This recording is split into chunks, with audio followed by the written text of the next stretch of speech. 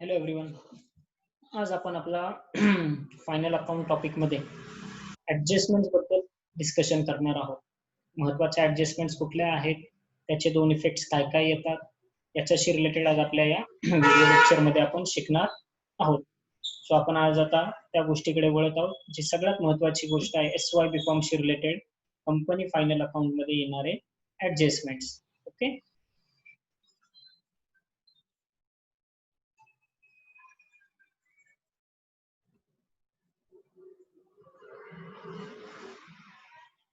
Friends, so लक्ष द्या, कुठल्या कुठल्या महत्त्वाच्या ऍडजस्टमेंट्स आहेत. सगळ्यात पहिल्यांदा जे ऍडजस्टमेंट येणार आणि ज्याच्याशिवाय तुमचा प्रॉब्लेम सेटच होत नाही ती म्हणजे क्लोजिंग स्टॉक.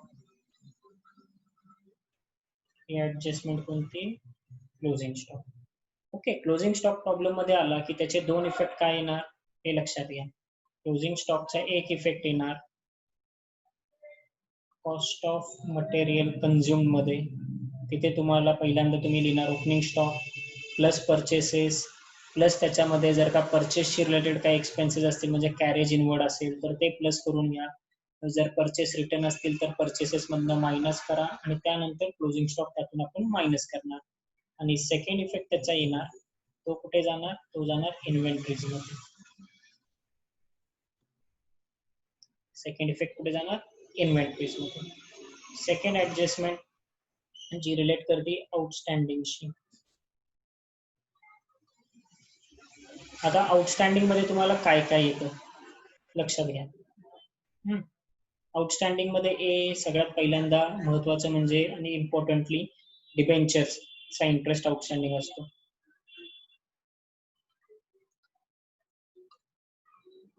डिबेंचर इंटरेस्ट, याचे दोन इफेक्ट काय येणार? सगळ्यात पहिल्यांदा लक्षात घ्या, फर्स्ट इफेक्ट जातो फायनान्स कॉस्ट मध्ये आणि सेकंड इफेक्ट जो आहे तो जातो अदर करंट लायबिलिटीज मध्ये. ओके. त्यानंतर तुमचे काही एक्सपेन्सेस आउटस्टँडिंग असू शकतात. Expenses outstanding. आता एक्सपेन्सेस तुमचे कुठे कुठे येणार? एक, जर का सॅलरीज असेल तर एम्प्लॉई बेनिफिट एक्सपेन्सेस मध्ये तुम्ही ते प्लस करायचे त्या आयटम मध्ये. आणि सेकंड इफेक्ट जाणार त्याचा अदर करंट लायबिलिटीज मध्ये. जर रेंट आउटस्टँडिंग असेल तर ते जाणार तुमचे अदर एक्सपेन्सेस मध्ये प्लस करायचे आणि second effect other current liabilities मध्ये.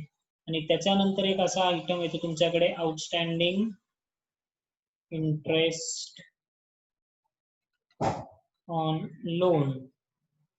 याचे दोन इफेक्ट येणार डिबेंचर्स प्रमाणेच finance cost and other current liabilities. Okay. Outstanding related इथे इफेक्ट येणार. एक इफेक्ट तर परमनंटली तुम्ही पाहताय अदर करंट लायबिलिटीज मध्ये येतोय. फक्त दुसरे इफेक्ट कुठले कुठले असणार आहेत एक लक्षात घ्या. जर डिबेंचर आणि लोनशी रिलेटेड असेल तर एक इफेक्ट येणार फायनान्स कॉस्ट मध्ये आणि एक्सपेन्सेसशी रिलेटेड असेल म्हणजे डिबेंचर्स आणि लोन हे लायबिलिटी आहे, लायबिलिटीशी रिलेटेड असेल तर फायनान्स कॉस्ट मध्ये एक इफेक्ट आणि एक्सपेन्सेस म्हणजे सॅलरीज रेंट सॅलरीज वेजेस आले तर ते जातात एक एम्प्लॉय बेनिफिट एक्सपेन्सेस मध्ये, तिथे प्लस करणार आपण आणि सेकंड इफेक्ट जाणार अदर करंट लायबिलिटी मध्ये. पण जर फक्त एक्सपेन्स असेल, ठीक आहे, फॉर एक्झाम्पल रेंट आहे सपोज आउटस्टँडिंग असेल तर तो अदर एक्सपेन्सेस मध्ये प्लस करायचे त्या रेंट मध्ये तेवढी एक व्हॅल्यू और तेवढी अमाऊंट आणि सेकंड इफेक्ट जाणार अदर करंट लायबिलिटीज मध्ये. Okay. Next third, prepaid expenses. Prepaid expenses जर का असेल तर सगळ्यात पहिल्यांदा तुम्ही काय करायचं, प्लस करणार तुम्ही एक्सपेन्सेस मध्ये, सॉरी सॉरी माय फॉल्ट, तिथे तुम्ही लेस करणार एक्सपेन्सेस मध्ये प्रीपेड मध्ये. ओके. फर्स्ट इफेक्ट काय होणार तुमचा? Less from that expenses and second effect तुमचा जाणार short term loans and advances मध्ये. सेकंड इफेक्ट कुठे जाणार? Short term loans and advances मध्ये. हे आयटम प्लस आहे. ठीक आहे.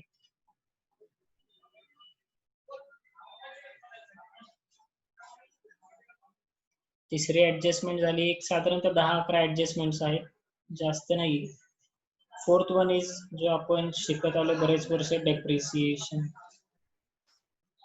डेप्रिसिएशन तुम्ही काय करणार? मायनस फ्रॉम टँजेबल ॲसेट जी पण ॲसेट असेल ती, आणि सेकंड इफेक्ट जाणार त्याचा डेप्रिसिएशन अँड अमोर्टायझेशनच्या कॉलम मध्ये. ओके, सेकंड इफेक्ट कुठे जाणार? डेप्रिसिएशन अँड अमोर्टायझेशनच्या नोट मध्ये. फिफ्थ ऍडजस्टमेंट आहे रिलेटेड टू डेटर्स. सगळ्यात पहिल्यांदा काय येतात? Bad debts. काय करणार तुम्ही? मायनस फ्रॉम डेटर्स, आणि सेकंड इफेक्ट जाणार तुमचा अदर एक्सपेन्सेस. त्यानंतर RDD, again minus from debtors and other expenses. आणि प्रॉब्लेम मध्ये तुमच्या क्वेश्चन मध्ये जर का ट्रायल बॅलन्स मध्ये जर का ओल्ड आरडीडी दिली असेल, ठीक आहे, ओल्ड आरडीडी जर का प्रोव्हाइड केली असेल which is given in trial balance, तर ती तुम्ही इथे अदर एक्सपेन्सेस मध्ये आता पहिल्यांदा बॅड डेट्स मायनस करणार, सॉरी बॅड डेट्स रेकॉर्ड करणार, त्यानंतर आरडीडी रेकॉर्ड करणार, आणि त्यानंतर हे इथून मायनस करणार अदर एक्सपेन्सेस मध्येच. ठीक आहे. आणि जर का तुमच्याकडे प्रॉब्लेम मध्ये ऑलरेडी बॅड डेट्स दिले असतील तर ते सुद्धा तुम्ही अदर एक्सपेन्सेस मध्ये घेणार. सगळ्यात पहिल्यांदा प्रॉब्लेम मध्ये जर का डेबिट साईडला बॅड डेट्स दिले असतील तर ते अदर एक्सपेन्सेस मध्ये लिहायचे. त्यानंतर करंट इयरचे बॅड डेट्स त्याच्यामध्ये प्लस करायचे, म्हणजे डेटर्स मध्ये मायनस, बॅड डेट्स मध्ये प्लस, न्यू बॅड डेट्स म्हणून. करंट इयरची आरडीडी असेल तर डेटर्स मधनं मायनस आणि अदर एक्सपेन्सेस मध्ये येऊन या बॅड डेट्स मध्ये ऍड करायचे. आणि ही जी ओल्ड आरडीडी असते जी ट्रायल बॅलन्सच्या क्रेडिट साईडला असते क्वेश्चन मध्ये, ती तुम्ही मायनस करायची अदर एक्सपेन्सेस मध्ये. ती पोस्टिंगचा आयटम आहे, सो त्याचा एकच इफेक्ट येणार. This is all related to debtors. Okay, next sixth adjustment is interest on bank loan आपण घेतली. Next preliminary expenses written of.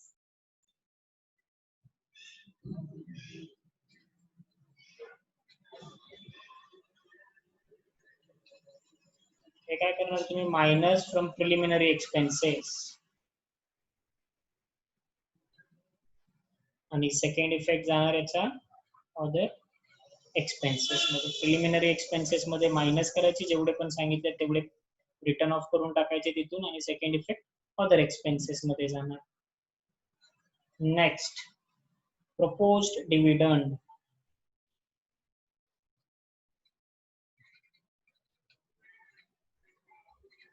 Propose dividend तुम्ही काय करणार? पहिल्यांदा लक्षात घ्या, जेवढं तुमचं पेडअप कॅपिटल आहे, ठीक आहे, ऑथोराइज नाही, पेडअप कॅपिटल आहे, पेडअप मधून सुद्धा तुमचे कॉल्स इन एरियर्स मायनस केल्यानंतर जेवढं कॅपिटल राहतं त्याच्यावरतीच तुम्हाला डिव्हिडंड कॅल्क्युलेट करायचा असतो. याचा एक इफेक्ट जातो रिझर्व्ह अँड सरप्लस मध्ये, अप्रोप्रिएशन्स मध्ये. ठीक आहे, आणि सेकंड इफेक्ट जातो शॉर्ट टर्म प्रोव्हिजन्स मध्ये. ठीक आहे, रिझर्व्ह अँड सरप्लस मध्ये अप्रोप्रिएशन्सचा आपण हेड करतो. पहिल्यांदा लिहितो लास्ट इयर्स प्रॉफिट और opening balance of profit and loss account, त्याच्या खाली plus current year profit and loss, त्याच्या खाली टोटल, आणि मग जे अप्रोप्रिएशन्स मायनस करतो आपण तिथे हे रेकॉर्ड करायचे.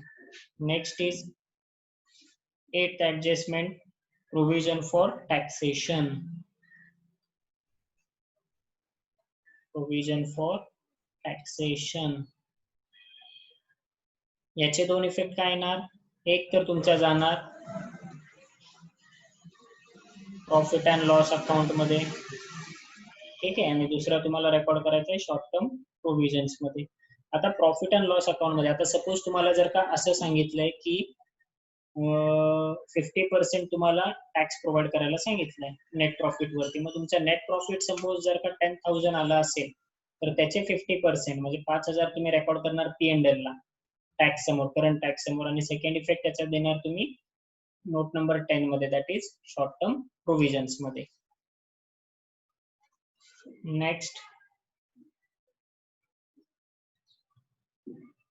Transfer to preliminary expense, sorry transfer to general reserves.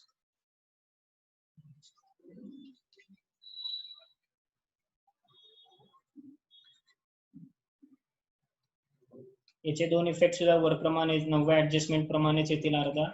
Reserve and surplus मध्ये, अप्रोप्रिएशन्स मध्ये,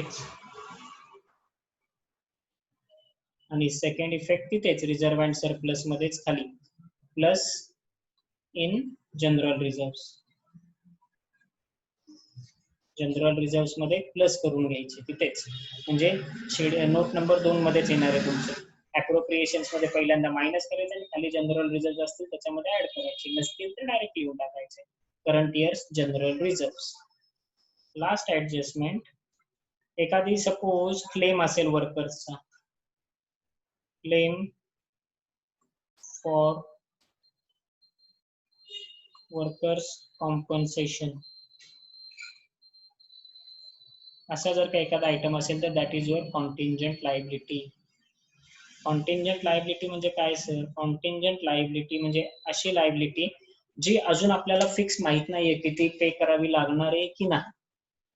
ठीक आहे, म्हणजे काय सांगितलं मी, असा एखादा खर्च जो आपल्यालाच माहिती नाही की द्यावा लागणार आहे, होणार आहे की नाहीये, जे फ्युचर मध्ये घडू पण शकते किंवा नाही पण, त्याला म्हणतो आपण कॉन्टिंजंट लायबिलिटी. तर हे ऍसेट मध्ये पण येणार नाही, लायबिलिटी मध्ये पण येणार नाही. तुमचे 1 ते 10 ऍसेट असते, सॉरी लायबिलिटी असते, 11 ते 22 तुमची ऍसेट असते, आणि मग 22च्या खाली जे टोटल लिहितात त्याच्या खाली तुम्हाला लिहून टाकायचा हा आयटम सरळ, claim for workmen's compensation whatever amount असेल ती, ही ऍसेट मध्ये पण नाही, लायबिलिटी मध्ये पण नाही, प्रॉफिट अँड लॉस मध्ये पण नाही, ही सेपरेट लिहून टाकायची तुम्ही. कुठे? तर तुमच्या बॅलन्स शीटच्या सगळ्यात खाली टोटल झाल्यानंतर. म्हणजे पुन्हा सांगतो, लायबिलिटीजची टोटल येणार 1 to 10, त्याची टोटल खाली लिहिणार तुम्ही 10 नंबर नोटच्या खाली. ऍसेटची टोटल घेणार 11 to 22, ऍसेटची टोटल 22 नंबर नोटच्या खाली लिहिणार तुम्ही. ठीक आहे, आणि ह्या टोटलच्या खाली 22च्या खाली टोटल आणि त्याच्या खाली तुम्हाला हे रेकॉर्ड करायचे कॉन्टिंजंट लायबिलिटी. सो मोस्ट प्रोबेबली मुलांनो, या एवढ्या ऍडजस्टमेंट्स तुम्हाला या फायनल अकाउंट्स मध्ये, कंपनी फायनल अकाउंट्स मध्ये गरजेच्या आहेत. तो तुम्ही या शांत डोक्याने बसून लिहून घ्या, आणि जेवढी जास्तीत जास्त तुम्ही प्रॅक्टिस करता, ऍटलीस्ट या ऍडजस्टमेंट्स तुम्ही दिवसातून एकदा तरी नजरेखालनं काढत चला पूर्ण वर्षभर, तुमच्या आपोआप डोक्यात बसेल. पण नुसत्या नजरेखालनं काढून सुद्धा काही उपयोग नाही. प्रॅक्टिकली तुम्ही ते प्रॉब्लेम्स मध्ये सॉल्व्ह करायला सुरुवात करा. जेवढी तुम्ही प्रॅक्टिस करताल या टॉपिकची, तेवढा तुमचं परफेक्शन वाढत जाणार या टॉपिकशी रिलेटेड. जसा वेळ मिळेल तसं तुम्ही तुमच्या नोटबुक मध्ये रेकॉर्ड करून घ्या, लिहून घ्या हे सगळ्या ऍडजस्टमेंट्स. ठीक आहे, सो हा एक महत्त्वाचा व्हिडिओ मी बनवला होता जो कंपनी फायनल अकाउंटला रिलेट करतो रिगार्डिंग ऍडजस्टमेंट्स. तुम्हाला जर का असे कुठल्याही टॉपिकचे व्हिडिओज हवे असतील तर तुम्ही माझ्या युट्यूब चॅनलमध्ये त्याबद्दल इन्फॉर्मेशन देऊ शकता की सर या टॉपिकशी रिलेटेड आम्हाला जर का 1-2 व्हिडिओज बनवून मिळाले तर बरं पडेल. आणि तुम्हाला हा व्हिडिओ जर आवडला असेल तर नक्कीच चॅनलला सबस्क्राईब करा, व्हिडिओला लाईक करा. थँक्यू.